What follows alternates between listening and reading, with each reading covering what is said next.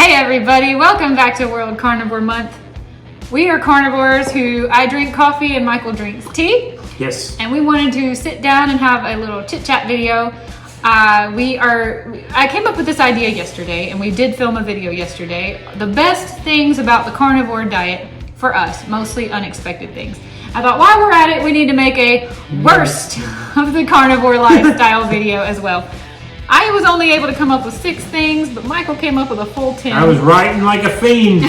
Julie's like, what are you doing over there? It's not a perfect lifestyle. So we are going to sip our not carnivore drinks that we love. I have a black coffee. You have a green tea with cinnamon. I have a green tea, yes, with cinnamon. And for those of you, I think we've shown it on the channel before, I do put in a splash of, it's called Super Creamer with MCT oil.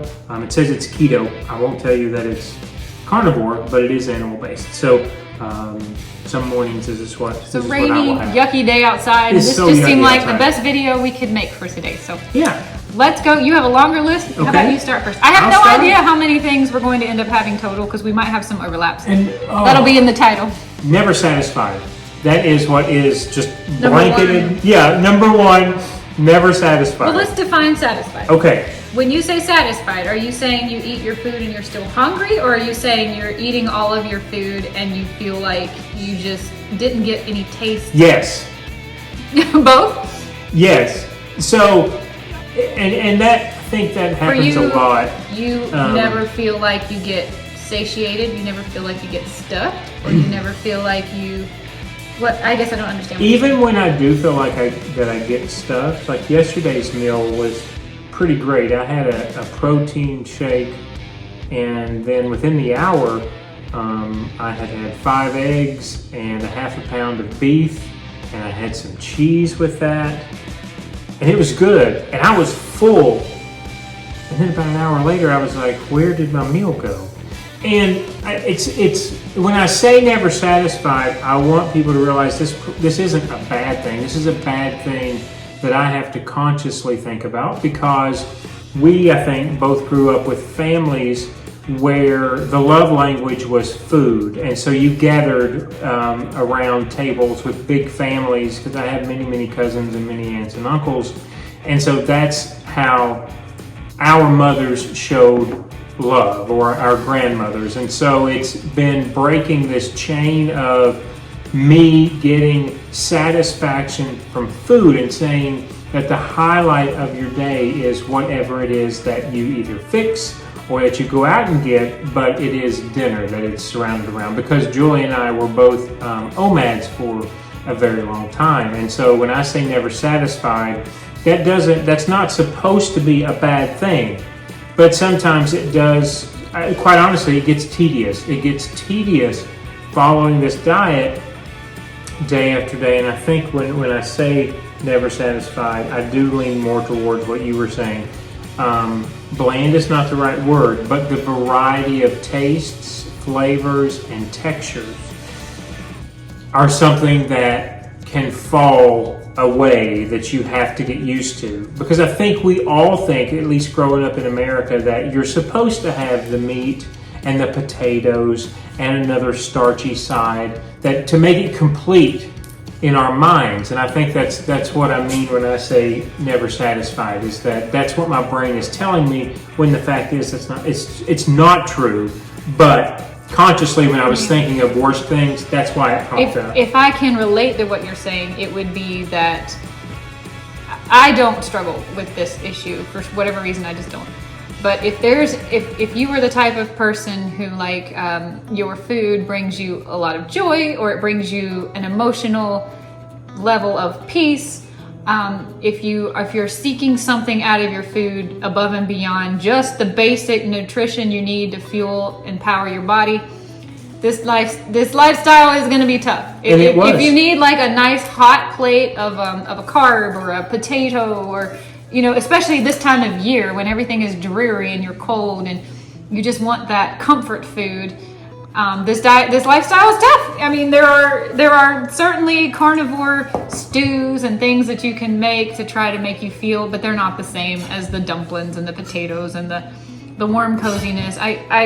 I would say if there's any type of an emotional attachment to your food, you're eating with people, this lifestyle's hard. And it was for me. And I think you would agree. I don't know, I could ask you what you think about your mother, but I think you know that my mother is still tied to that. Oh, absolutely. She, it's their generation, I believe, that they just constantly want to feed. Mm-hmm. And they want to, please you by having brought home a snack or a candy or... because I liked it when I was 9. I mean... Yeah, and I know there's been times I've told your mother things that you love to eat, and she's like, no, he doesn't. I'm like, well, he didn't, but he does now. But I didn't live with you after 18, so... It isn't like I've changed you. No. But this lifestyle has changed us somewhat. Yeah. There was a time when he and I were living on beans and rice, maybe a little bit of grilled chicken if we felt like splurging. We loved Moe's. And when you eat a big plate of cheesy, hot potatoes, rice, beans, you get like this a dopamine kick, I guess, that you won't be getting on the carnivore diet. And I quickly learned to live without that. But I think for you, it's been more of a struggle. It has, and I wonder... and people are going to tell me that I'm wrong, and that's okay, I might be. But again, it's one of those things that with the activity level, and I've told Julie this many, many times, I've just never done it. Maybe I should. Maybe that's another experiment I should do is go a full 7 days, no activity outside of maybe casually walking with you, Abra, or on the beach, but no heavy lifting, no endurance stuff, and then see how the diet reacts. Because there are times, that's a good point though, there's times when the never satisfied simply means that I don't feel like I have enough nutrition. Now, biologically, chemically, that shouldn't be the case. And it's not the case, because it's not like I'm wasting away, I've not lost muscle tissue, right?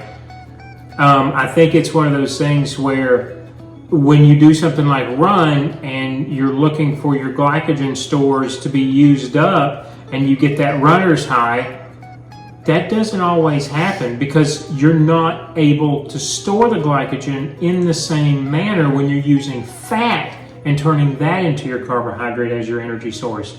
So there's an adjustment there that takes place, that there are still days where I straight up tell the audience that I will come home and I will tell Julie, I need a scoop of peanut butter. Now, it's the best peanut butter you can get in a glass container and everything, but it feels like there's just something that's lacking there that my body is telling me I need nutrition.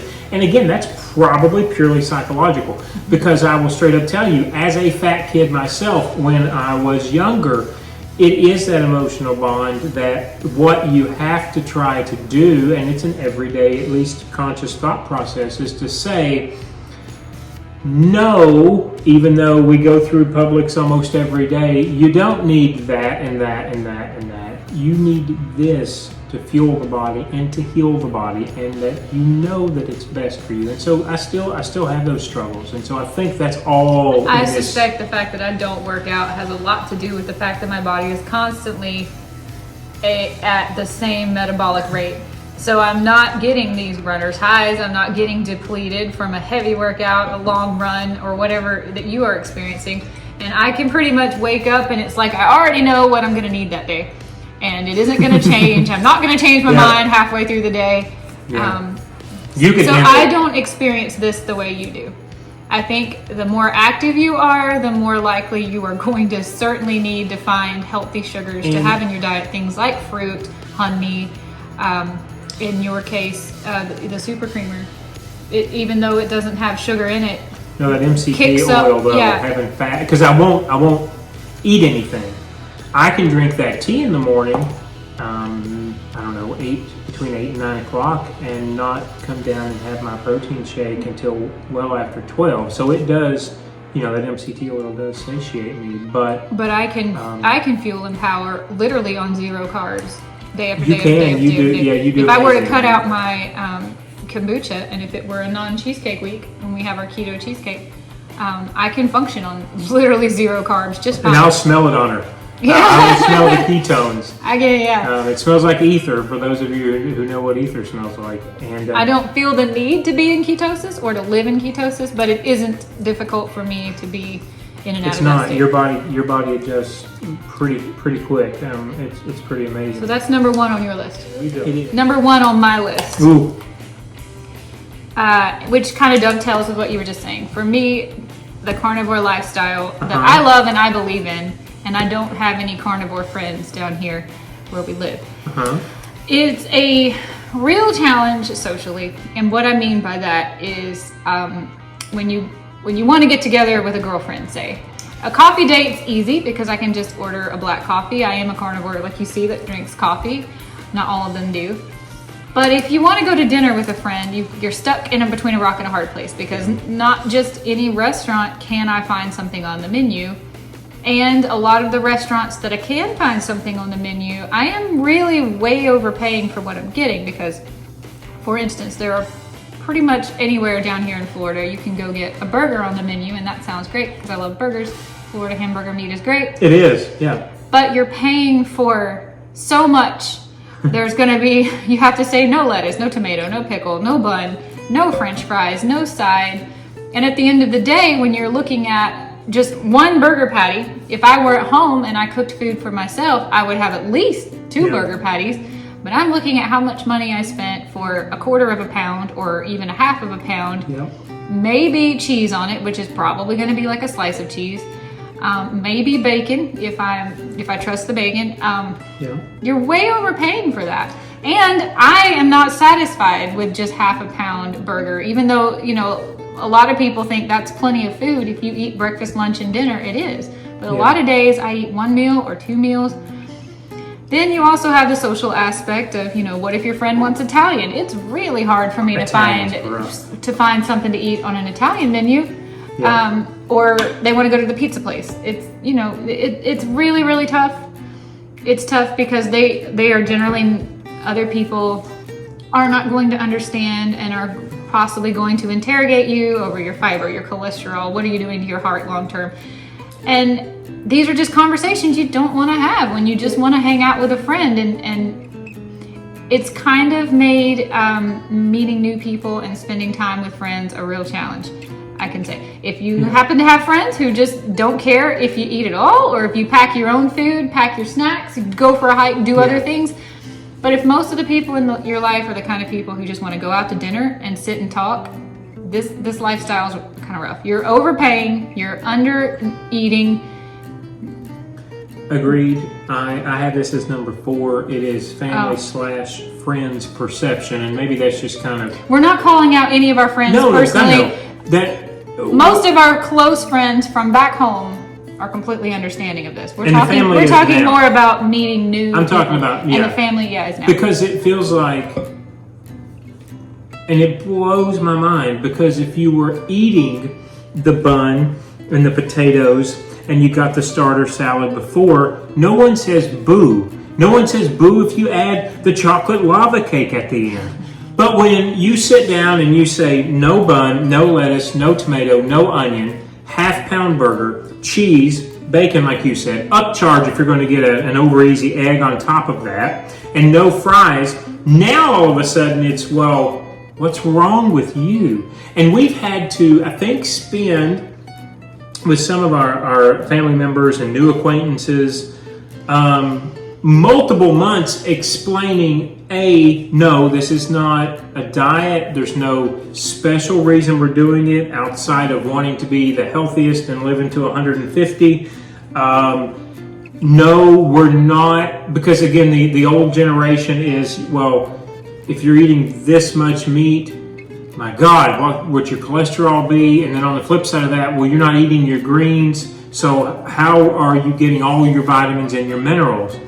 And you try to start talking them through this. I think we did 1, 2, 3 times after you go through this, and it still continues to bring up more questions, to the point that I think what's ended up happening is they just simply accept it. And so now, like you said, now it's this new thing of, well, okay, if we're going out with people that we don't know well, is it worth the investment of time to try to make ourselves seem like we're not the crazy ones? Julie and I have to have a conversation before we go out to say, all right, what's the plan? What are we going to do? And that sounds so crazy, because all we want are meat, eggs, and cheese.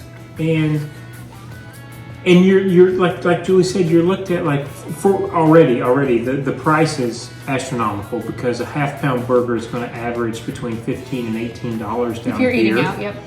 Well, now, understandably, if they're charging you for a side salad and French fries and a bun and a but they don't take it off the meal. No. And it's like I'm not using as many as the resources that you have that you tell me that are available to me. But because I've asked you now to sub an egg, now we get an now it's $1.50, $1.50, $3, you know. And I could have had grass-fed, grass-finished, full pound of beef in the comfort of my own home with nobody judging you at the restaurant. That's kind of what I meant when I put what I wrote was difficult socially. It really has gotten to the point that Michael and I have just made the conscious decision we eat at home almost all of the time. We only thing we do is hardly brunch. ever go out to eat except for brunch. Yeah. We went out to eat on Christmas Eve. Or It's a Christmas great Eve steak. for a really good steak. Yeah. Going to a steakhouse is a separate conversation we can have. But we very seldom go out to eat, which also means we very seldom get to have dinner with other couples or a chance to go out and meet other people because we already know it's going to be a challenge and a hassle. And it's just a matter of our core friends and family have really accepted it and come to understand it. For But sure. for the most part, when it comes to new people, it's just not worth the investment. I would rather try to find other things to do. And finding other things to do that don't involve going to a bar and drinking, it can be tough. So yeah, and you're right. We have two sets of really good friends that will actually ask us, you know, if they're going to cook or we're going to go out, and we love that. And of course, I hope this doesn't come across as us complaining because it certainly isn't directed at anybody. It's just like everybody wants to be social, right? Yeah. And nobody wants to be judged over anything. If you have 15 beers, you don't want to be judged. I don't want to be judged if I want a bun or no bun and 2 burgers, but I also don't want to pay $100 to get that at the restaurant. We've even been looked at. You remember that waitress that like questioned us as to why the butter was gone, but the bread wasn't? We were eating salted butter at one of the steak house chains, and she's like, I know it sounds like we're complaining. We're not. All we're trying to say is that when you meet new people, we have it's a learning curve. Yeah, you're gonna have exactly. How much of our crazy can we show them, and what are we going to be able to do? I am the kind of girl. If you tell me you want to go have brunch and then go hiking and then go antiquing, I can do all of the things. Yeah. But there's always that point in the day where the person wants to throw in a meal, and it's like, ugh. I can actually go to fast food restaurants, some of them, and I know what to order that is safe. Yeah. Nobody wants to hear that. Nobody wants to say, oh, you eat fast food, because that's alarming. But then they might have a hankering. They want to go to a sushi place. How am I going to find what I want to eat at a sushi place? Yeah.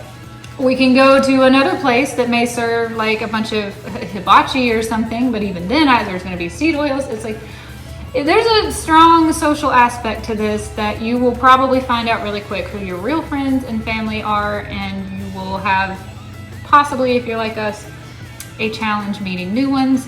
Yeah. And it's unfortunate because again, we don't even do the whole go out and have alcohol with friends. We have to. We specifically try to find places that have kombucha, at least in a bottle, but ultimately or hopefully on draft.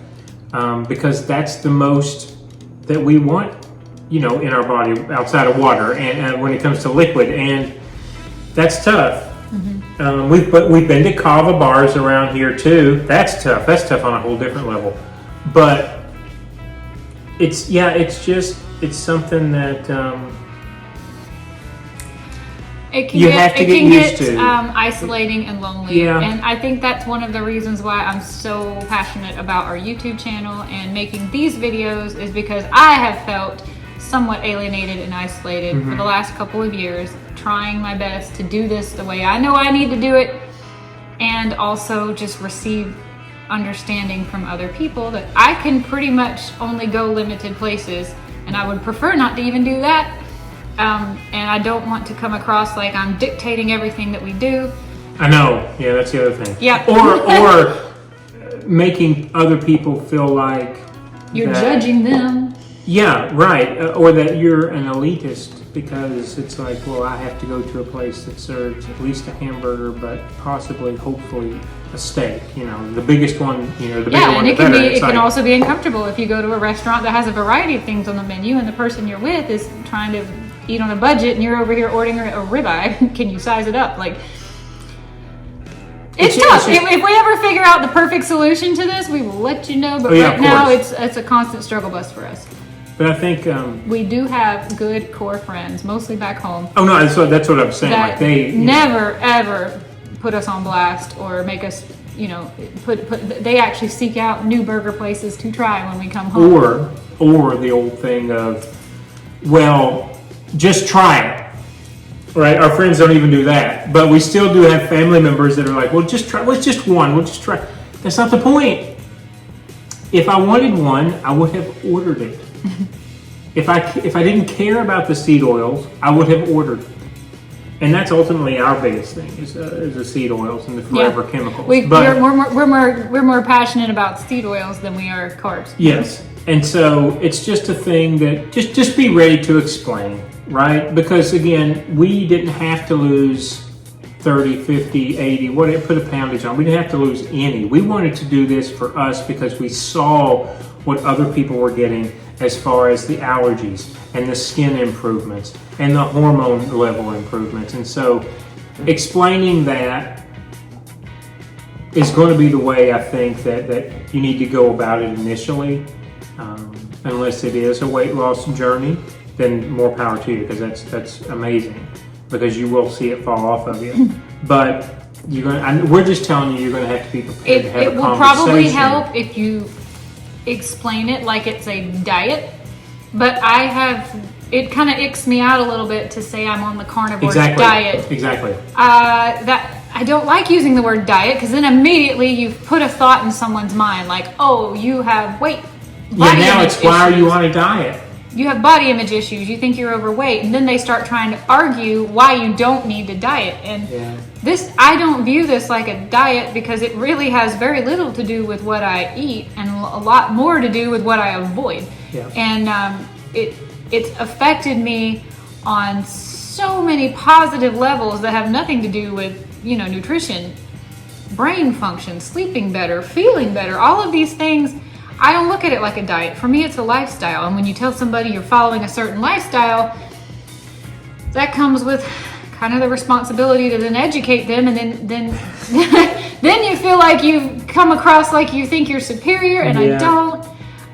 The carnivore lifestyle is a challenge socially. It really can be. So I just encourage you to really evaluate the people in your life and understand who cares about you enough to accept this about you, and try to seek out other people who are similarly like-minded. That's what we've had to do, and it's caused me to actually kind of distance myself from some people.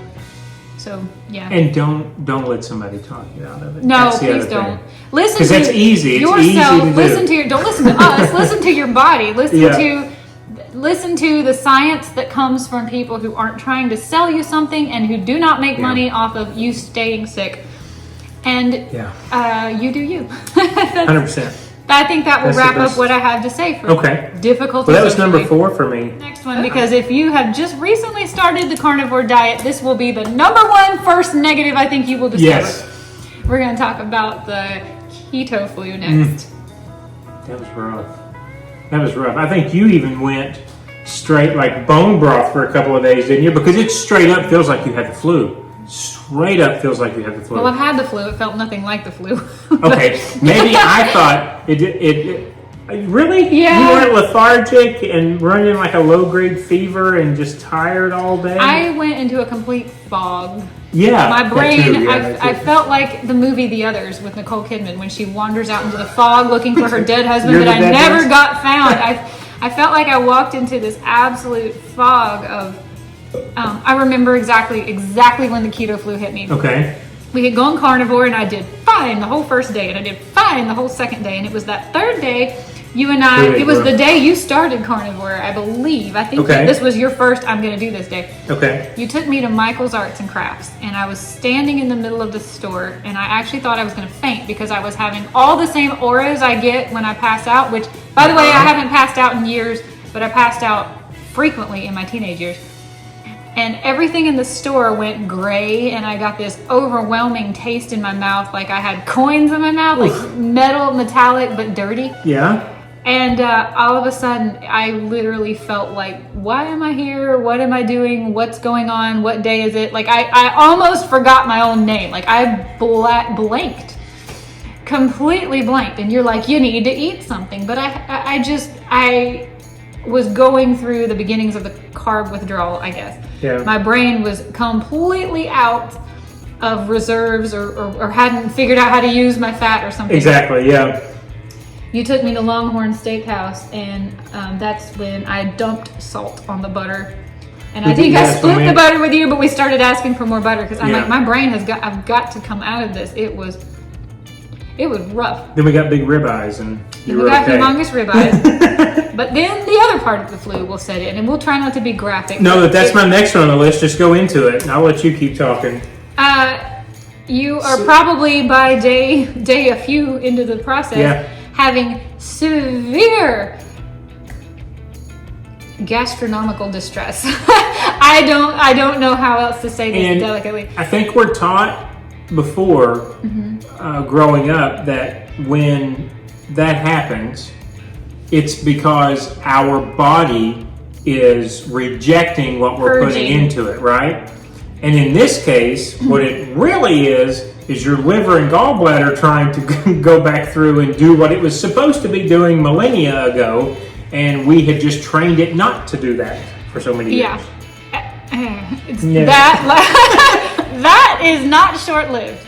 If you continue to stick with the carnivore diet, this GI distress that you are experiencing is going to potentially last 6 2 weeks? or 3 weeks. No, I don't think it lasted that long. 2 or 3 weeks maybe. For me, when I first went carnivore 2 years ago, I had it non-stop for probably 3 weeks. However, once I leveled out and then we started the whole cheat days thing, it really wasn't too bad of an issue, and it's not an issue once you live carnivore. Yeah, that's definitely true. But some tips here. What is happening is your gallbladder is putting out so much bile that isn't getting used, and it's just running through you, and it's burning you in the inside, and it's burning you on the way out. It's pretty bad. It's 100% true. What's happening is your gallbladder is used to years, decades, I don't know how long you've been eating a standard diet full of carbohydrates and sugar. Your gallbladder, it's no wonder people get gallstones. You know, eating all this meat is not going to give you gallstones, but you're going to think it is in the beginning because you're like, what is happening? This can't be right. This can't be normal. You are adjusting and changing, and it took you years or decades to get to the point where you are now. Don't blame 2 days of carnivore for what years of a bad diet did. Yeah, that's a really good point. Wait this out. However, I don't want you to, I don't want you to get dehydrated from what's happening. So I highly encourage you to please drink lots and lots of water. Yeah. Salt your food. That's important. And what you probably need is more fats. If you can eat a super high fatty steak, that will help you. I know that avocados are not carnivore. They're more animal based, and we eat the rare fruit, the two of us, but I would say throw an avocado. You read that in the beginning, and we both did that in our diet to try to help settle. It helps because if you need to delay going into full blown ketosis just by eating like one fruit, pick a healthy one, pick a good one. An avocado is a great one. To try to help your gallbladder like chill. But I don't know that there's any way to tell you how to completely avoid this phase. It isn't fun. Think before you leave the house where you're going. She's not lying. I'm not lying. Like this is a real issue. Don't mix alcohol with this either, because that's just going to throw everything on its head too. So when you go cold, go true carnivore, no alcohol. It's going to seem like it doesn't come to an end, and it takes a long time. And don't listen to people who tell you that this means something's wrong with your body. Just if you're a couple in a house, pick 2 different bathrooms. Yep, on separate floors if you have that option. There's something else. I don't There's like something talking else. about. No, I know, but it's something be that prepared. comes up recurrently in the carnivore community because this is a unpleasant surprise for people who are just going carnivore for the first time. It does make you question whether or not what you're doing is Don't right. blame 3 days of this yeah. diet for years and years and years of damage you've done to your body, teaching True. your brain to function the wrong way, teaching your gallbladder to make way more bile than you need. Don't blame the diet and stick through it. But please drink your water, salt your food. You have to do that. Throw in an avocado if you need to. That will probably help. And wait it out. Wait it out. It doesn't last forever, but it'll last a really long time. Salt is really important. I have heard of it lasting up to 6 weeks. I think for us it was probably between 2 and 3, if we're being honest. Yeah, I think so. It certainly didn't help working out on it. So salt became even more important. And like Julie said, we did do, I don't know how many, it wasn't many, but a few avocados in those first coming weeks to try to just get our Remember that stomach. it's not food waste you're eliminating. You are not rejecting the food you're eating. Don't get too graphic here, but what is coming out of you is going to be bile. Yeah. Mostly bile. And you're resetting your microbiome in your intestines too, right? Especially if you weren't like me, you weren't even, I wouldn't consider myself a meat eater before going full blown carnivore. Like that's an adjustment. That's a big adjustment. And just be prepared for that. Yeah. Yep. I firmly believe, and I don't have any science to back this up because I am not a scientist, but I firmly believe the carnivore diet, if you can push through that phase, is like That's a big one, anti-gallbladder diet. Gallstones diet. Gallstone, yeah. Because you are getting gallstones because your gallbladder has been forced to digest an unhealthy diet for as many years as you've been eating this unhealthy diet. Yeah. And carnivore is just teaching your gallbladder to chill, and it's going to take some time. So Before it chills, good luck with the microbiomes. Good luck. It goes Salt, crazy. water, avocado. Yeah. And if you need to take electrolytes, Bone broth. or bone broth is a good thing. Electrolytes or vitamins, minerals, whatever you need to do, because I'm trying to help you get through this phase. When it passes, then you can be a little bit more strict if you need to be, but don't give in to sugar, bread, carbohydrates, anything that's going to positively reinforce your gallbladder to keep doing this, because That's true. Yeah. Yeah. It's like a child that's misbehaving, and you're just going to ignore it and ignore that bad behavior and try to survive that bad behavior and move on in 2 or 3 weeks. Good. If it goes on longer than 6 weeks, there might be another issue here that we don't know about. Yeah, but you have to look that one up. believe We can't me, help this you. is a topic that gets discussed extensively among carnivores because it's such an unpleasant thing. Yeah. So we know what we're talking about. We have been through it, and we don't want to talk about it anymore, do we? No. So the next one is, because Julie and I were OMADs. But that means we ate 1 meal a day. Go We ahead. had both done this for me 20 years. Yeah, maybe. because of the hospital and Yeah. working and traveling and you and blah, blah, probably blah. just as long. Probably. So I want to tell you, again, this is my example. You're going to have to eat more than once a day. Yeah, at least at first. Because what I found was, if I keep that food window to an OMAD, when I first started, that tended to make me overeat. And sometimes it was carnivore food, and sometimes this, not the GI stuff we just talked about, but this would lead me to seek something else out that wasn't on the carnivore diet. So that's when Julie's finally like, she started eating eggs in the morning, and I have had to start, I don't want to say snacking, but eating smaller portions of things. One, so that we're not sitting down to eat like 4,000 calories at dinner. But two, because the next one will explain that. But two, it also allows you to feel, I'm using that word satisfied, even though I said you don't feel satisfied, to not be as hungry throughout the day. I'll use those terms. So Yeah, I think the reason why our first year of carnivore was kind of an on again, off again flop, because we were having cheat days, had a lot to do with the fact that we were trying very hard to continue to be OMADs. And it didn't work in the beginning. I probably could get away with it now that I've been strict so long. but I need to start the day with protein and filling up, because even if I wake up and I'm not always hungry in the morning, but I can eat, it just kind of pushes that thought out of my head completely that I'm going to need to fuel up. And I can make it as long as I need to have the time to think about what do I want, what do I need today, what do I want today, go out and get it, come home, or whatever I have to do, so that I'm not pushing myself too far, and now I'm actually so hungry that I'm making bad decisions, or I can't hear what my body is actually telling me. And we got into that. Like I said, the hangry goes away, but what happened in the beginning was we started eating our one meal earlier and earlier and earlier, to the point that it was like noon. Well, then you hit 5 o'clock and it's like, oh my God. Well, so that is where now, like Julie said, we kind of have a schedule down where we will both eat at different times during the day, and then have that meal 3:30, 4 o'clock, and kind of going into, okay, that's not to say that our food windows are like 12 or 15 hours. We still have a small food window, but the OMAD had to go because of the overeating. Because of, I'm going into my next one, chewing just gets tiresome. I found that out very quickly, and I found a sickness in hamburger meat very quickly. I mean, getting sick and tired of it.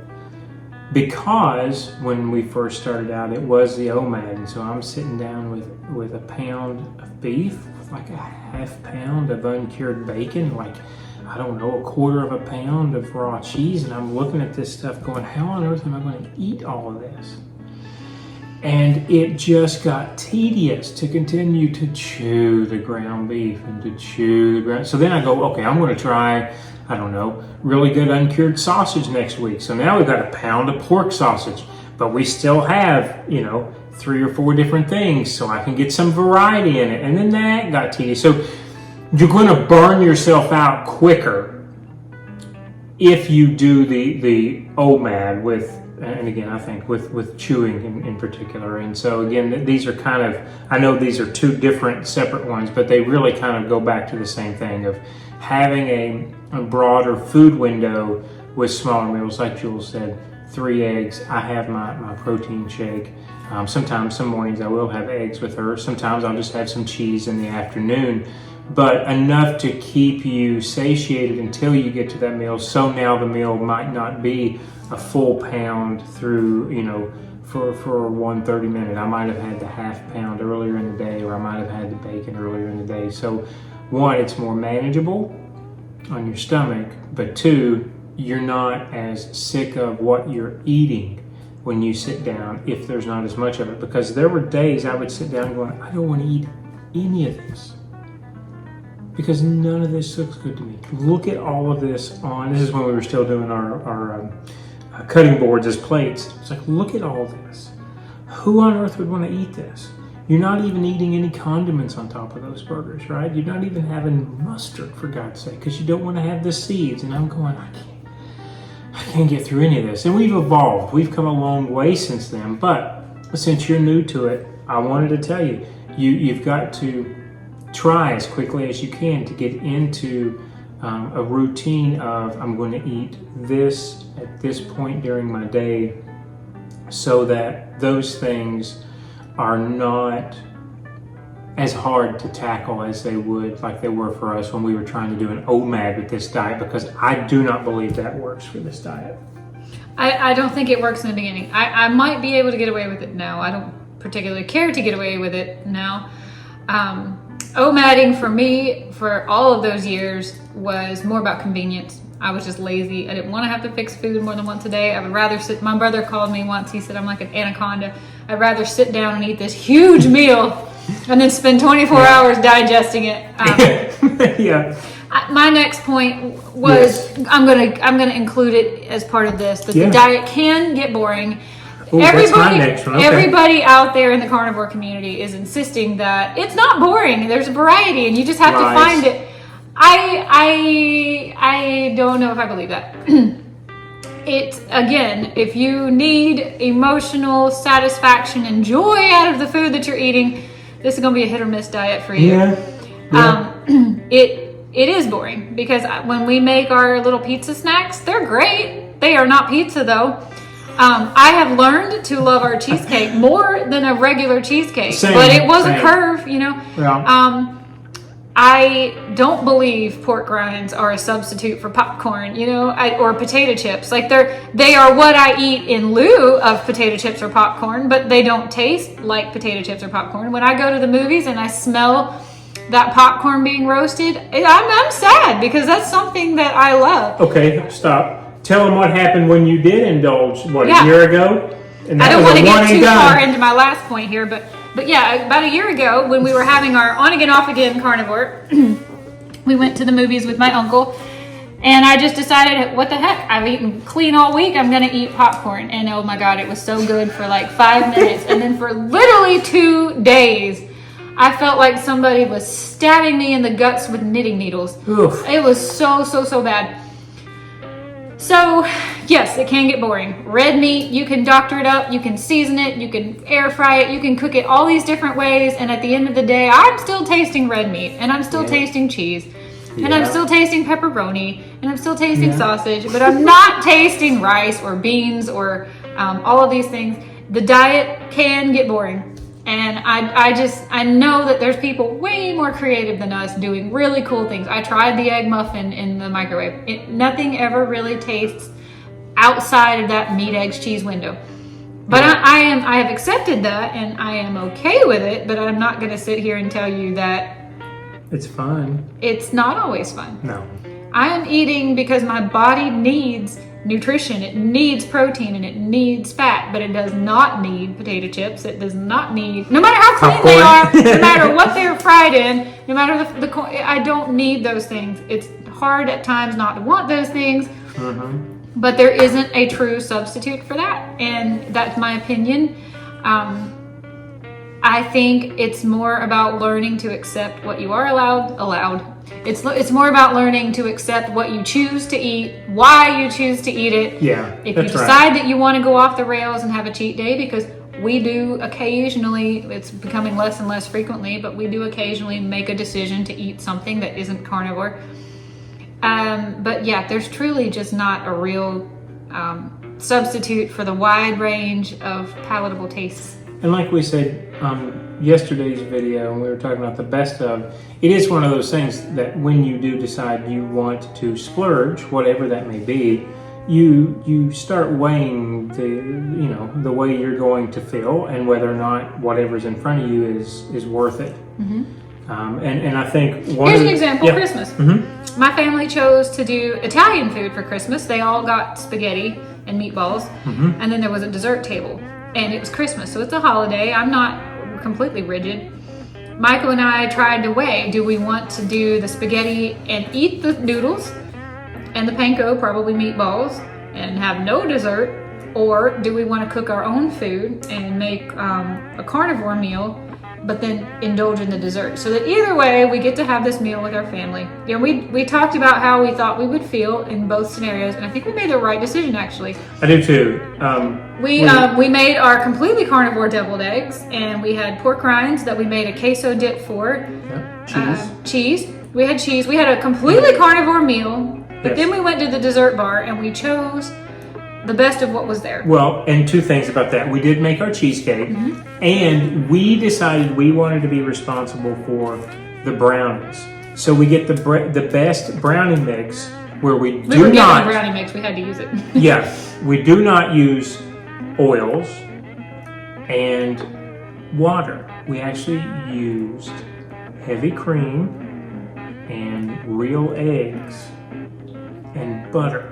So at least we could tailor. We knew there was sugar. That was neither here nor there. But we made them the best that we could so that our system could at least tolerate it. Because, and we can get into all of this, but having a one-off with a good food that has a little bit of sugar in it your blood level, your insulin will spike and it'll drop almost immediately because your body is so used to it. Neither here nor there. But that's what I was kind of saying. We've evolved from going to full on out. All right, we're up at 10 a.m. and I'm going to eat whatever I want to all day long Saturday, to now almost always ensuring we have a very good carnivore meal.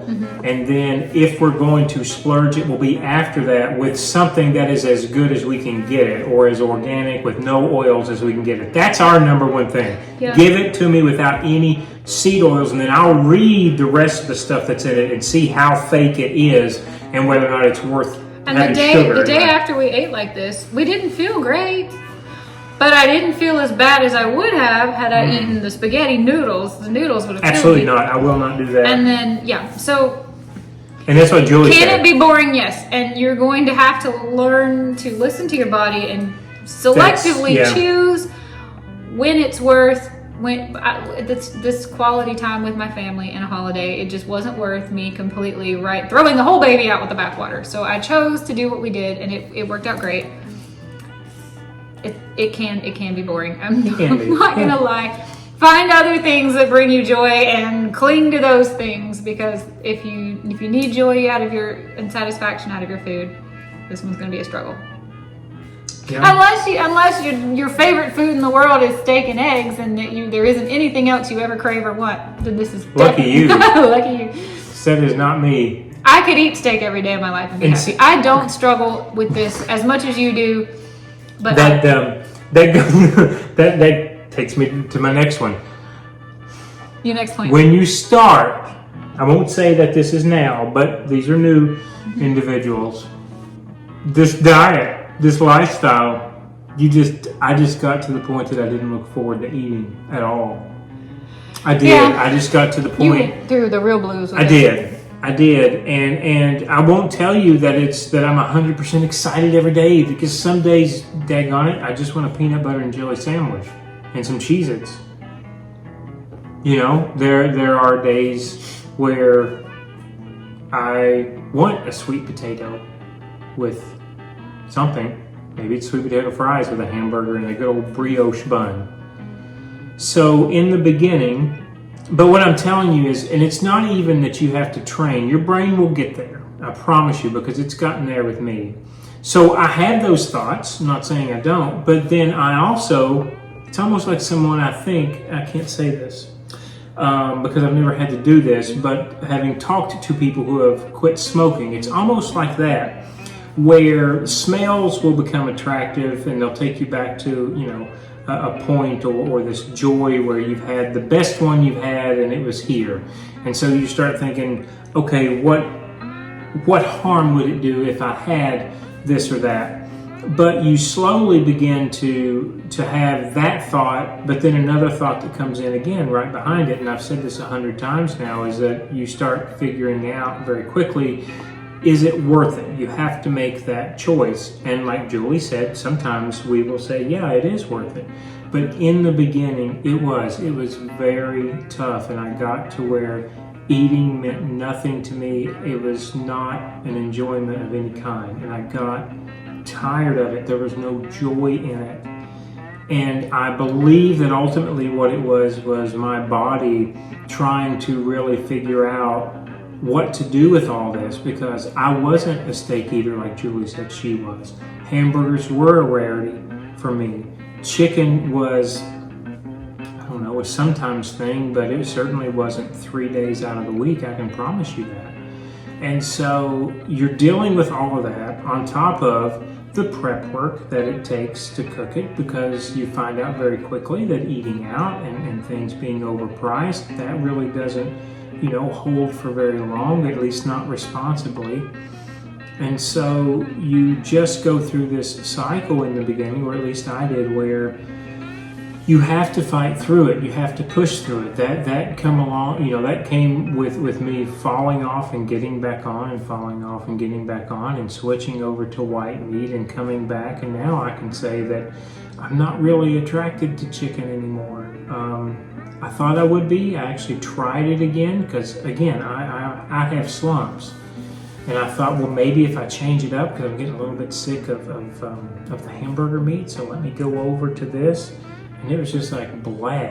So again, back to what I was saying yesterday about the flavor profile changing in a good way. In the beginning, I didn't really know what to do with that, because my brain was telling me one thing and going against everything that I had read up until that point in the mainstream about what your body needs when you have an active lifestyle, and these things like complete carbohydrates and separating out, a starch versus good, bad, whatever, that there was just no joy, and I had to retrain myself. And again, such as some things on this channel, find other creative ways to get variety, to get different tastes and different flavors. And now I feel like, and again, this has been a journey. This has taken us 2 years, but I think we're in a great spot now of having, I say what we need, but having different flavors and tastes on any given night. And I go through times where I'm sick of eggs. I don't want to eat eggs anymore. And so it is an adjustment, and so if you're dealing with that, I've been right there with you. But that was on one of my worst, thinking back when we first started, is that it took all the joy away. I 100% agree. However, to the carnivore's credit, I don't get as bogged down by the boredom as Michael does. I really don't, and that's probably because I absolutely love steak, and I could eat steak 365 times a year. She could. But I recognize that there aren't a huge variety in flavors on this diet. But I will say that training your brain to let go of carbs and sugar as its source of fuel and burn fat instead, and live in and out of a state of ketosis has fired up my interests and passions in lots of other ways in my life. It's made me feel like a more creative person, a more productive person. I can apply myself and learn things that I always kind of put on the back burners. Like someday down the road, I want to get around to learning more about. Currently, it's ballet. Absolutely zero interest in being a ballerina, but I can't get enough of consuming content and learning about ballet. I can carry on a very intelligent conversation about ballet slippers for someone who's never even seen a pair in real life, other than like at the Nutcracker. Yeah. Like, I don't know. There's something about the way my brain is functioning now that is allowing me to experience extreme joy in other aspects of my life that before I might have enjoyed or indulged in, but didn't find as passionate. Because now I'm clinging to them. They're life rafts. That's where I'm getting my joy from now. My dopamine hit. That's right. That I used to get from a delicious meal or a big carb-loaded meal.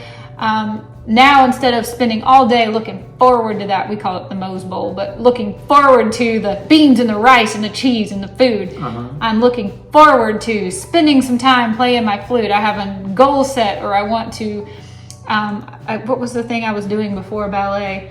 I think it was something historical. I don't know. I'm just constantly finding other things fascinating and getting my dopamine hits out of those, not my food. So agreed. Yeah, I have done a lot of that nonfiction stuff and historical stuff that I never had. Having ADHD helps. Well, in this respect, because I can get dopamine hits from these random places. Yeah. Whereas you're like, I need a runner's high, I need a big carb load of food, or I'm out here drifting around looking for something. Yeah, it does feel like that. If you're on your own little raft out in the middle of nowhere. I think we need to move on. when your partner loves meat as much as anybody else in this community, and you don't.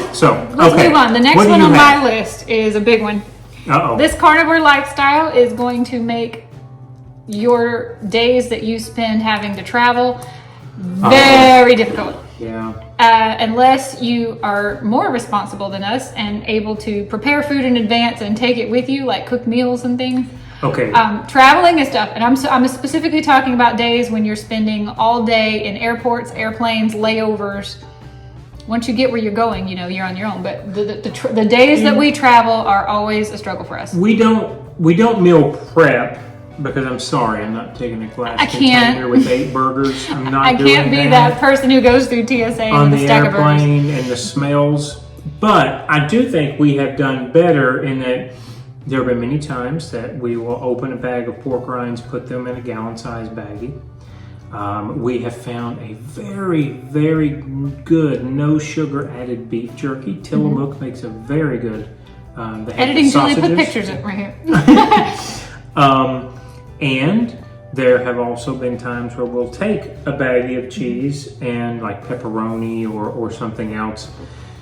But I think what Julie's saying ultimately is it's great if everything is on time and you just need a little snack. Or if you don't have a layover. Or if you don't have a layover. I'm specifically talking about if you have 2 or 3 layovers to get to your destination. But if you are delayed and you've only brought enough food, which, I mean, come on, I'm not packing a separate satchel full of food, to get to where you're going, it gets difficult because we have tried. You know, we go through Charlotte regularly. We've been through Atlanta regularly. We go through Orlando. So those are large airports. We have tried. We have browsed almost all of the little shops, and you're probably not going to be able to find beef jerky or pork rinds.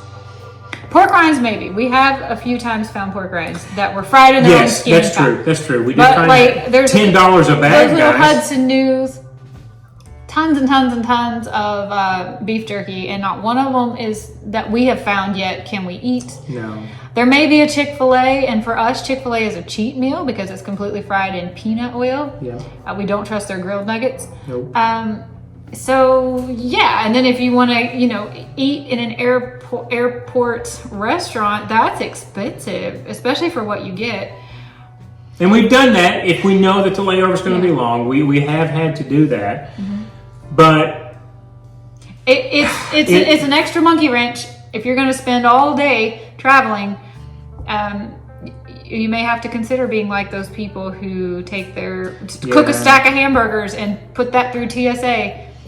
It's if tough. If you're traveling regularly. We have fallen off the wagon and actually had unintentional, unplanned cheat days because we got way too hungry and we were stuck in an airport and our flight was getting delayed. And the next thing you know, we're so hungry that we're making bad decisions because we don't have any good choices. Yeah, and it's like, you know what? I need that kick. There's still, your brain still tells you that sometimes. You get stressed out and you're like, damn, we're on a pizza. Well, let's just go eat pizza then. Yeah. But now I think, like Julie was saying before, instead of making that choice, it is something like, well, if we're going to do that, let's at least do Chick-fil-A so we could tamper down and at least it's the majority of protein, and we're not going to get the fries, we're not going to get anything with it, but we're going to get, a larger order. I used to love to go to Starbucks and get those little bacon Gruyere egg bites until I took a look at the ingredients in those. Like, even things you think you can trust. Why do you need sugar in those? I don't remember what it was in them now, cornstarch or something. But anyway, we were unprepared for how difficult a long or delayed travel day can be. And look out if you're flying overseas. And here's the thing, it's like if you're going to have a cheat day, you wouldn't pick an airport. No, never. You have no good options. You have a spectrum of bad options, but even the most delicious bad options are not good. It's tasty. It's not worth it. So if you're going to have a long travel day, I would go over prepared with the food that you take with you. Or just suck it up and say I'm fasting today and I'm eating nothing, because the last thing you want to do is, remember that time we ate the whole big Toblerone because we got so hungry, our flight got delayed, and we bought a 1 pound Toblerone and split it in half. And that was not planned. That wasn't our best day. No, we didn't want to do that, but we got so hungry and there was nothing to choose from. So we're like, I would rather eat the big Toblerone than the pork rinds that have 1,000 ingredients in them. And I don't know that it was a better or worse decision, but God, we felt miserable. Like, why would you let your travel day be the day you fall off the wagon? If you're going to fall off the wagon, at least eat something good, So, and we were coming traveling is tough. From overseas. So that made it tougher. In the airport we were in, there were not a lot of options. So when the plane started getting delayed and delayed again and delayed again, Yeah, it's tough. It's tough. Just what we're saying again is be prepared, because it's not easy, but you can make it work. So I totally understand why that's one of the worst things. Yeah, because we do travel a lot. I know carnivores who travel with their air fryer. Oh wow, I didn't know that. Take their air fryer in their carry-on so that they can also take a frozen steak or something and cook it right there in the airport. I'm like, is there not security or somebody who's going to be upset? But I know carnivores who take a glass, no less, container of a stack of burger patties. I have seen that. I mean, not for me. This is not the channel for advice on how to travel well. If you travel a lot and you have a lot of layovers and delays, and I don't really know how to help you, because I know it's a struggle and we haven't really figured it out. We try to only have direct flights. Yeah, we possibly can. But those have helped. What we were saying before, the pepperoni, your cheese, of course, and I'll the put pork pictures rind on the screen. Get a pork rind you trust. Get a beef jerky you trust. Get a cheese you trust. Or you make your own. I mean, that's of course. That's how we have. Might not be a hot meal that day, but it's better. And I think when it's not early morning flights, we also try to make sure that we do eat enough in the morning, because. With the way travel is right now, you've got to expect a layover. You've got to expect a delay. It's crazy. Okay, how many more do you have? I have one more. Okay, you have two more. How do I have two more? I can make two more. Well, because mine were a little. I know I had 10, but they were a little combined. Okay. Like the one I just marked off was that it was near impossible to eat out, which we've already talked about. We did. It's choosy and it's expensive to eat out. So we really have only been eating out when we're here. Why do you think we're so excited about brunch Sundays? Like we don't get to go out to eat? For sure. It totally is. I want you to be prepared because if you are not going through this journey for the sake, for the only sake of losing weight, okay? If you are, that's excellent. I'm sure we have watched many stories on YouTube. Your journey will be fantastic, and I know you'll drop weight. I won't say very quickly, but probably pretty easy. And that's what this is tailored for physically on the outside. If you are dealing with a metabolic disorder, allergies like myself, skin issues, or you simply want to eliminate all of this crap from your diet to reset yourself and not be dependent on overprocessed foods, what you will see physically is not going to be drastic.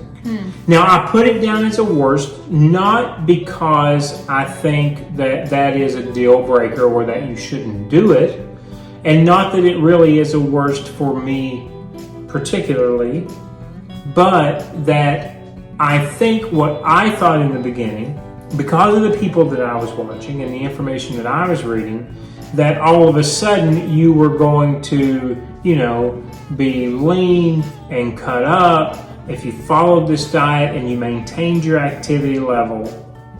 But you have to realize that if you're not in a state of being physically unwell, whatever that may mean personally to you, don't expect you to get up one morning and just be kind of ripped to shreds. I'm going to say necessarily. Eating protein doesn't build muscle. Right. You have to realize that at the core of it, we are still going to be biologically our own. So there are still things that you're not going to be able to overcome. You're not going to suddenly look like an actor or an actress simply because you followed this diet. So I'm saying that to make sure that you have realistic expectation of what you're going to look like on the outside. And I'm not saying you're not going to have a huge transformation, but I'm saying for me, an individual that wants to keep it within 10 pounds of where I was before I started this, I'm not going to get up and be 150 pounds and have 2% body fat simply by following this diet. That's all I'm saying. So I want you to understand that what you're doing and the benefits you're getting from going through this journey cannot be measured simply by looking in a mirror. That is what I want. And I needed to get over that myself when I started this journey too, because I thought it was going to melt off of me because I was going to be active on top of following this, again, I know we say diet, but not really, but following this plan. And you just need to make sure you understand that that's not always the only way you're going to see results.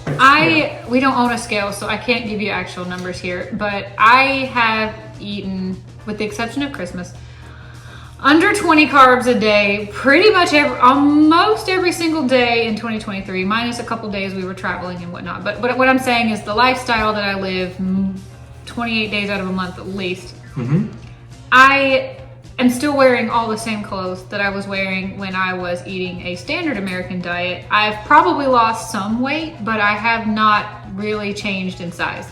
I have leaned up, but I don't work out. It hasn't really drastically changed my body or my appearance, in my opinion. I might have shed a little bit of the COVID, we all put on a few pounds. We did, yeah. But I don't feel like it drastically changed the way I looked in any way. However, it drastically changed my skin. I've talked about that in our Best of Carnivore video. I don't break out anymore, and I used to have breakouts so severe on my shoulders and my back.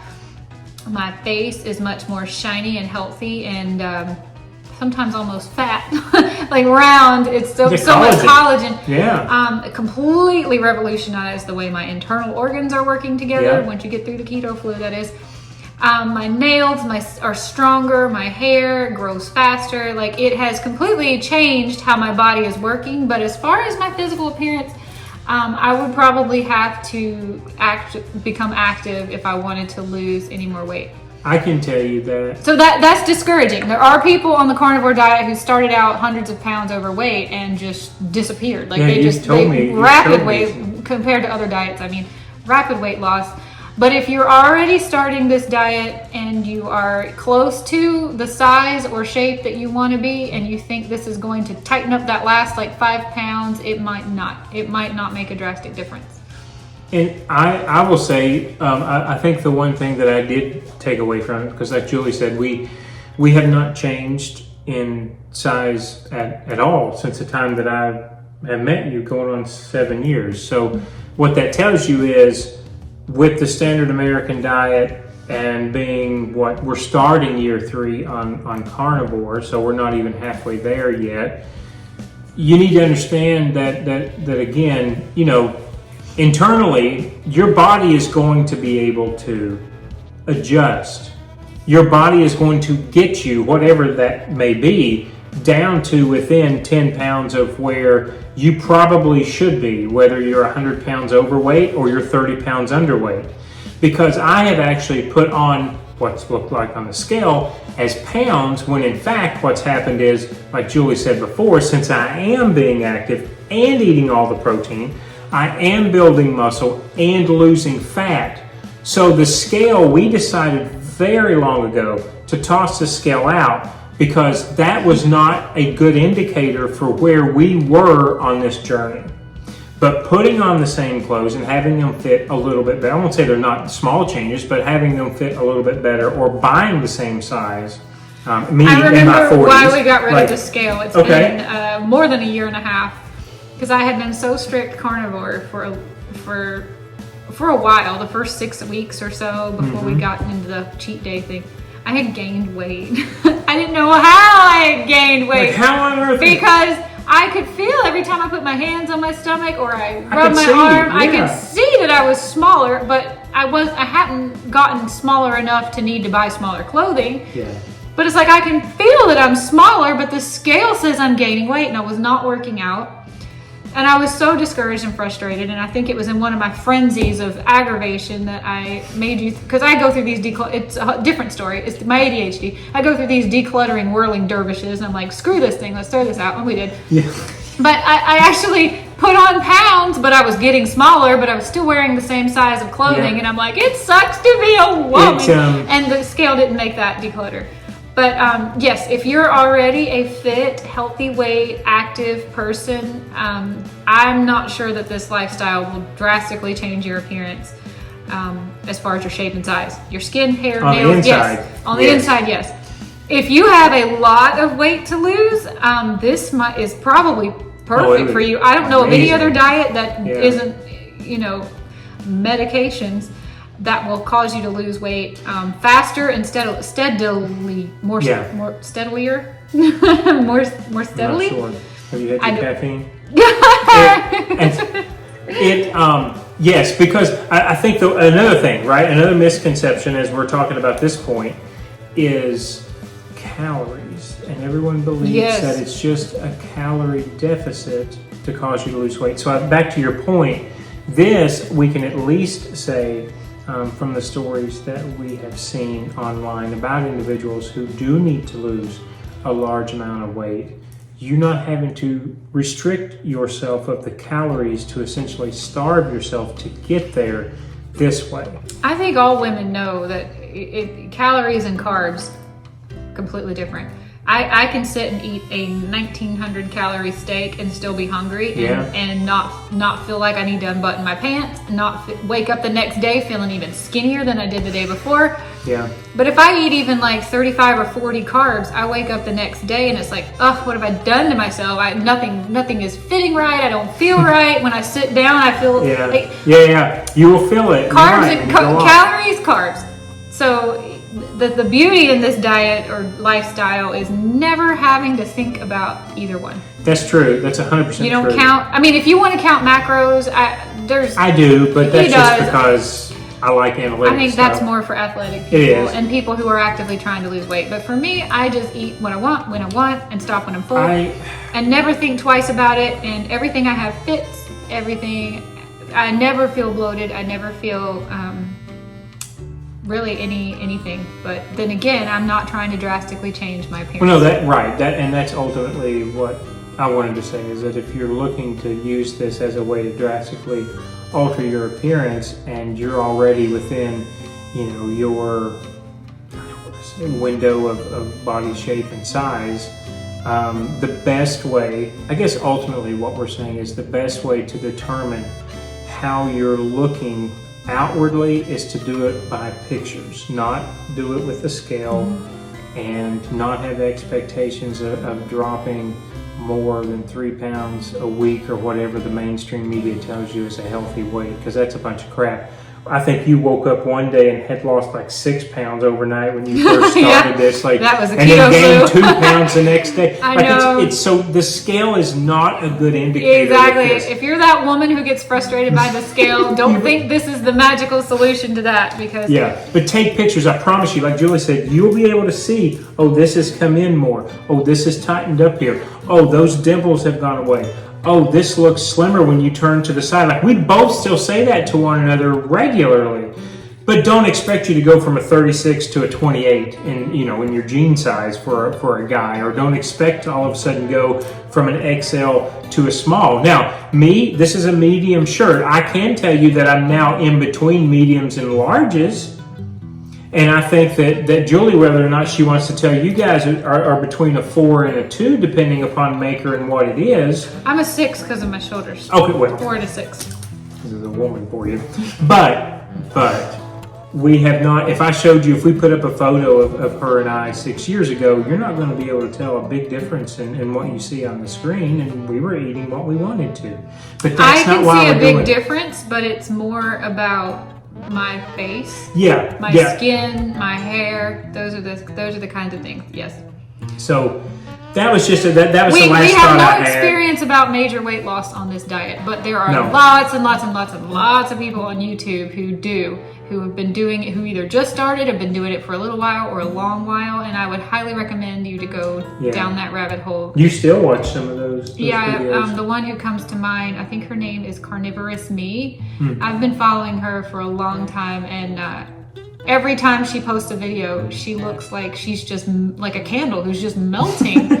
That's awesome. She's very closely following up with the physicians because she had a litany of medical diseases caused by being so overweight, and they're just falling off like one by one. They're just literally lab results are becoming normal. That's awesome. Supplies that she needed, medications that she needed to take are just falling off, and without meds. She's actually one of the biggest inspirations why I wanted to start our YouTube channel in the first place, because I have had such a good time watching her on this journey. Great. And I've left her lots of comments from my personal YouTube account, but never from this one. So she would have no idea who I am. But she's been one of my favorite people to watch. If you are looking for more information about the carnivore weight loss journey, there are boatloads of people There are. on YouTube. Yeah, we can't talk to you. And I don't know a specifically single about one that, who's out there saying it didn't work. Not one. Yeah, right.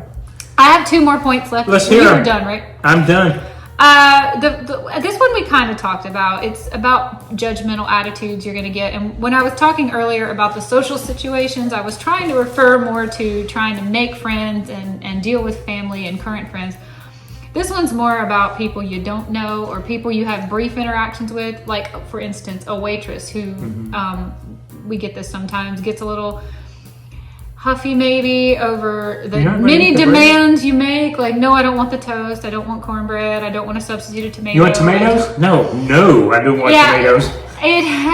You gotta let a lot of things roll like water off a duck's back. The thing that bothers me that I hear all the time is, you're so skinny, you don't need to diet. Kind of like what we were just saying. I have to fight myself because that one makes me actually viscerally angry when I hear that, because I don't like this idea that the size your body is the only determination of how healthy you are or how good you feel. You can be completely skinny and miserable, and you can be overweight and not care because you feel great. And I had a lot of struggles with this in the workplace, especially if like everyone is wanting to get involved in some kind of a celebration or a party or ordering out lunch, and I don't partake in that, and then I feel like the perception is I'm a snob and I don't want to, and I don't want to, but it's not because I don't like you. And the tying in of your weight and your size to how you fit in with the group, or I think I'm going to say something. I think this is I think this is almost specifically sexist, because if a guy is telling you that they're eating meat and cheese and eggs, what are you training for? What are you trying to put on muscle? Because to Julie's point, when you do have those, company luncheons at work or what have you, going through and picking out the meat, right? Let's just say it's a hot meal, so you've got the chicken breast, and maybe that's all that you can eat, or maybe there's a little small charcuterie at the end and you get cheese. That's where it becomes not why are you trying to lose weight for men, but what are you training for? What are you leaning, what are you trying to get lean for? So I think this is specific, because you're sitting here talking, I'm going, that's never happened to me.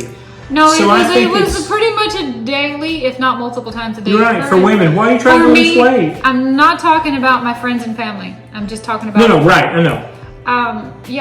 Well, how about just half a donut, or, just a little sugar in your coffee won't hurt anything, or, you deserve it, or it's been a hard day, or, like in the hospital, patients' families come in and they might bring a whole box of donuts, and then I always say the right things about how grateful I am and I can't wait to share these with my coworkers, but then later it's like, well, how did you like the donut?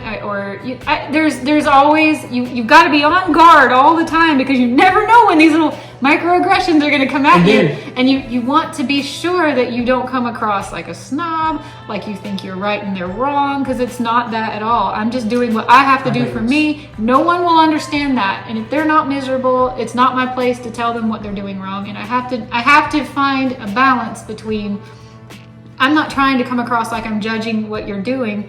I'm choosing not to do it. Please accept me. I'm accepting you. That's what baffles me sometimes, because on the flip side, you've come home and said also that even if they take your excuse as to why you're eating what you're eating or not eating what you're eating, then you get little nasty comments about, well, I wonder what, your cholesterol level is, or, well, you're going to have to stop doing that, I don't know, when you hit menopause, or it's totally sexist. It's completely, it's the female, it's how we perceive the female body and what we think outwardly. Women are just, there's this, I think we're just taught from a young age that you give food. If you've lost a loved one, if your house got burned down, you're always bringing food in times of distress and tragedy. Or happiness, and celebration. Yeah, or celebration. And somehow it's become, if the recipient doesn't receive it graciously and then eat it and enjoy it and compliment the cook, it's a slight. Yeah, you're totally right. And I'm always trying to be aware of how other people are perceiving me, which I know is wrong. I should not be that focused on it, but I don't want people to think that I'm elitist or stuck up or any of those things. And I do think that sometimes I might come across that way, and I don't mean to. I'm choosing to do what I believe is right for me, and I have no opinion on what I believe is right for you. You do whatever you want to do. But there's just sometimes you'll find you get caught off guard from time to time, and you're not really sure how to respond. And the last thing you want to do is be finding yourself splitting a donut with somebody you never wanted. Yeah, I can't really speak on you can't really relate, but I have heard you. The worst is when you are. God, I don't like to say this, but like when you're the skinniest person around. And you are the person putting the most thought into what you eat. Now it's skinny B, or you don't need to do that. I should be doing that, not you. Here, you want my portions, and people can be really judgy, really, really judgmental, and I just have to try to remind myself that be polite and be as gracious as you can. You don't have to do anything that you don't want to do. You also don't have the right to hold an opinion about what they're doing, and they don't have the right to change what you're doing. And at the end of the day, just be a good human. And if they evaluate how much they really matter, like, is this your mother? Is this your fiance? Or is this just some random person you see at work in the hallway twice a week whose opinion doesn't really matter? And let things go. That's been tough for me. I could come home with something that was said to me and just think about it for days and days and days, and I have to learn to let that go. This is a scenario where that will probably pop up a lot for you, and you got to get a thick skin. So it wasn't easy for me. The last thing on my list is I just wanted to spitball all the foods that I miss. Ooh. Believe it or not, I miss salad. I love salad. I told you, I lived on salad pretty much my 20s and the first half of my 30s. I did a lot of rice and bean bowls as well, but at the end of the day, if I had the choice to make a salad, I love a salad. And I miss a salad so bad. I can't imagine eating one now, though. All the sticks and stems and greens and nuts. Ugh. You didn't even eat dressing? Any dressing? No, I didn't put dressing on anything. You're a rabbit. Rarely put meat on it. Cheese, maybe. But I mean, if you could get a salad with like a couple different kinds of nuts and maybe some goat cheese and blueberries and strawberries and sunflower seeds. I mean, the seeds and the nuts and the twigs and the stems. I was like a bear going into hibernation, and then I felt like a bear who yeah. Okay, salad. I miss salad. You name something you miss.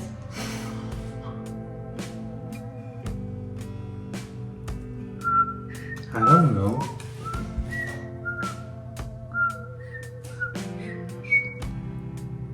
Ranch dressing?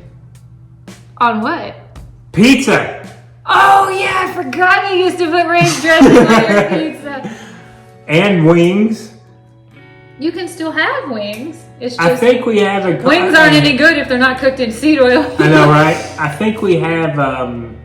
we might have a ranch dressing. We're going to try to figure out how to make ranch dressing. Coming that will be I carnivore. Miss hot potatoes. I miss a loaded baked potato. You used to love potato skins. She loved the good potato I never liked French fries in my life until I went carnivore, and now I love French fries, and I can't, there's not really room for, no matter what you deep fry them in, I can't make a lot of exceptions for potatoes in my life. I miss French fries so much. I miss cheesy, ricey bean bowls, Yeah. with a little cilantro on top. No. Can't eat any of that now. I miss that. I like Moe's. I really liked Moe's. You know what I hated? Oh my gosh. Pecan pie was one of my favorite desserts my whole life. It wasn't until we went carnivore that I actually learned what K-Rose syrup is, and I can't even look at a pecan pie now without feeling just devastated. Yeah. I would just die to be able to eat a pecan pie, but I can't do that. Sometimes I miss French toast. I used to really like French toast. Pancakes and waffles. I miss pancakes and waffles. But again, it's like you see them on the menu and you're like, that would be great, but I'm going to feel like absolute dog crap tomorrow. Why do I? So again, you just... If you think we're out here enjoying what we eat and not missing anything else, you are wrong. Because we do pizza. We actually still do eat pizza, maybe once or twice a month.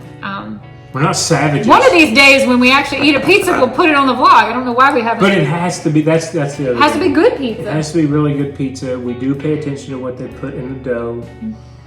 It's not just going to be a major chain, pizza necessarily. Well, no, we went through our Pizza Hut cake, but we did, yeah, with the we're thin over that. crust. With the, yeah, I liked that the was a thin better- crust because it was so low carb. Yeah, that was a better choice. But anyway, If you think we are over what do I here miss? I and miss we peanut butter and jelly sandwiches, even though I don't miss bread. It's weird. Like that would be the only combo because I never was a sandwich eater. But PB and J was I miss a staple. I miss Italian food. The shells. The Like a manicotti. ravioli? Manicotti. Oh, manicotti. Yeah. Ooh, yeah. Yeah. not one of these things that ugh. we've mentioned would we eat right now if you put it in front of us. Although We're saying we miss it, but we're not missing the way it made us feel. we did find a keto paleo Alfredo sauce today at the store. We might have to get some and review that. It's by Primal Kitchen. Yeah. I really like them. I can't remember the ingredients now, so I'm not sure how carnivore-ish it is. But because I think there's pumpkin puree in it, so that would be animal-based. But either way, that's really the only thing. It's funny because I was totally the sweet person, and I'm not sitting here naming off cakes and pies And and I am. cookies. And I could care less about desserts before I know. It's that brain, that crazy brain, guys. I just want to make it clear as we wrap up this video Uh-huh. that none of these things that we miss are worth us eating unless we make a very conscious decision when That's true. and why and how much. So even though we miss it, we are going to stick with our carnivore lifestyle. Because we've seen the results. We have seen the results, and we like. Inwardly You know more. what's better than the dopamine kick you get eating a little slice of pecan pie is waking up every day with energy, excitement, enthusiasm, sleeping good, clear skin, not struggling with your weight, not even thinking about your weight, not having to count, not having to measure, eating when you're hungry, eating until you're full and stopping. It's so mindless, not having to think about what to do, where to go, what to fix, just routine. Like there's so many things about this lifestyle. I would never trade that. Cinnamon rolls. I'm surprised cinnamon rolls. I love I'm cinnamon surprised that rolls. hasn't come up before now. I don't think But I you're have right. No, you're anything right. else to say. Yeah, we kept you for way too long. We have complained for But- an hour and a half. No, it's not complaints. It's warnings. It's letting you know what to expect. I think. I hope We're on that this you're- channel because we want to be your friends. Because if Yeah. there's anyone out there who wants to be carnivore, or maybe maybe you've been carnivore a long time, maybe you're brand new to this. I don't know. But we are here because we want to be a support system, and we're human. We make mistakes too. If Yeah. you fell off the wagon and you just hated it and you were miserable and you want to watch this video and complain, we've got a whole comment section just for that. We'd love to hear what you're hating about this diet. But we're planning on sticking with it. The good thing is you can get back on it tomorrow, and the big thing is eliminate those seed oils. That's an excellent way to start. If nothing. If going else. whole hog, cold turkey didn't work out for you and you want to make little bitty teeny tiny changes instead, I think getting rid of seed oils needs to be step one. Throw it all out. Go and start through with every real butter. condiment in your refrigerator. It's gonna blow your mind. When we did, Yes. We ought to do a whole video on seed oils. Go through your condiments in your refrigerator. If you don't know what those ingredients are, Google them. Or go to YouTube and find somebody who can tell you what that is. And think about it, get rid of your seed oils. Number two, I would eliminate any type of soft drink, alcohol, any drink that's basically not water. it's not fermented. Yep. I still love my coffee. I don't think there's anything wrong with drinking coffee as a carnivore, but I'm one of the few who has that opinion. Get rid of the drinks that are full of sugar and get rid of the drinks that aren't working for you. And that means your sugar alcohols too. by the way. Keto snacks would be my third thing I would get rid of. Anything that when you flip it over, there are ingredients you can't pronounce or I had ingredients to. that you don't know what they are. Just because it's keto don't mean it's healthy. And I used to eat a bar, a protein bar. a lot of those ingredients are downright scary. So stick to ingredients that it's one ingredient. You know, a steak is a steak. There ain't anything else in your steak but Stick steak. to the ones that came from animals. Yeah, get an egg. The An egg. cheese. An egg is an egg. You know, stick to ingredients that you can say for sure. Well, I know what this is. An egg used to be just an egg, but now you can go in the refrigerated aisle and find plant-based eggs.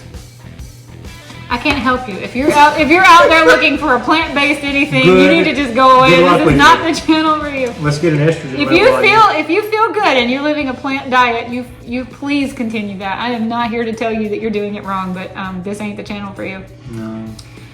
The next thing I think I would do is forget those sugar substitutes, throw them out the window with the sugar. Allulose, maybe. Honey, yes. All them other fake sugars, We do have a sugar sweetener that we use in our cheesecake. So it's kind of kept to a minimum. The coffee sweetener is what I'm talking about. I don't put it in my coffee. That one, if you're needing to flavor something that's carnivore just to get through this diet, then go for it, yes. But I'm talking about all that junk. Splendas, yeah. No. Oh, 5, butter. If it ain't butter, get rid of it. I can't believe it hasn't caused cancer yet. Throw that out. If it's spray, if it doesn't melt like butter is supposed to melt, if it doesn't, butter. Those are the first 5 steps I would make before I fully embraced meat, eggs, and cheese. What did I say? Your crap drinks, your fake butter, your fake sugar, your oils, seed oils, condiments. Yeah, do that first, and just stop there. If you are struggling with the carnivore diet, just do that and stop there. And then maybe after you've kind of gotten adjusted and acclimated, we can start trying to do carnivore all over again. But even your meat, guys, I don't want to say you have to be picky, that's not the right word, but you still need to turn it over and look at it. You know what I'm thinking of? I'm thinking of the crab meat. Remember when you did that one day? Oh! The lump crab? When I first went carnivore, I saw a plate of, I knew it was imitation crab, so I knew it was probably fish. And I knew fish isn't all that clean, but hey, I was excited about it. Brought it home and then flipped it over, and the preservatives and the second ingredient I think was sugar. It was? Like, oh my gosh, there's carbs in my crab meat, my fake fish crab meat. So the front of the label, the marketing speak, is not always everything that's in it. Now, of course, if you're buying real ground beef and a real steak, that's beside the point. But if you go to some of these discount, you've seen our shopping hauls, you go to some of these discount places, you need to turn those over and look at them too. To make sure that the chicken is just chicken, or that the pork is just pork. That's another thing. We love pork tenderloin, but we never get the kind that's got flavors, that has seasoning on it, ever. Because it's really not just a salt and pepper seasoning. Just get the plain one. You can season it yourself, and I do believe your palate will start adjusting and changing, where you don't need the honey maple apple flavor. And yours did too. Honey maple apple is probably a bunch of fake, but if you just get the plain one and you get like a no sugar added applesauce, or you put your honey on it, you can doctor it up. You'll learn to really appreciate nice, crispy, salty things too. So that's true. Just get a plain one. You don't have to get, but I would still rather you get the one that's flavored with all the crap than have, a Kraft mac and cheese or something. You can make a little make a little step. You don't have to dive in head first. Make a little step. Same thing. I love pickles. I know that's more animal based, so I don't have them always, but there are a wide range of ingredients with pickles. So you really have to be choosy about pickles. It's just really about reading the labels first and foremost. Enjoying those. We went through whirling dervishes, getting rid of stuff that we thought was good because it says low carb on the front of it and on the back of it, but then under the ingredients it's like, but how did it get to be low carb? And so that's an important thing to do. Hour and 35 minutes. If you're still here, I don't think anybody's still going to be here. Thank you if you're still here. Wow. Thank you. We are just stream of consciousness ranting about the carnivore diet, and we are going to continue right on with it. We have loved this lifestyle for 2 years and aren't changing. And again, it's a learning curve. We hope you at least have a love-hate relationship with it, because that's where I started, was a love-hate, which will slowly get into mainly just love. Again, everybody has their days, but one day at a time. We always say that, and we wish you luck.